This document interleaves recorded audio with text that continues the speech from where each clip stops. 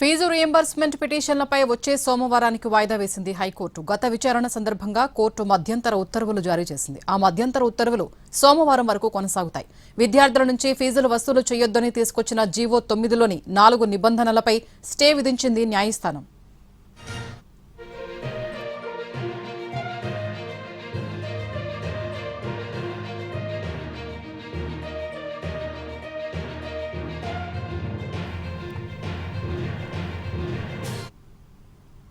Fee reimbursement పిటిషన్లపై వచ్చే సోమవారానికి వాయిదా వేసింది హైకోర్టు. గత విచారణ సందర్భంగా కోర్టు మధ్యంతర ఉత్తర్వులు జారీ చేసింది.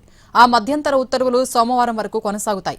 విద్యార్థుల నుంచి ఫీజులు వసూలు చేయొద్దని తీసుకొచ్చిన జీవో 9లోని 4 నిబంధనలపై స్టే విధించింది న్యాయస్థానం.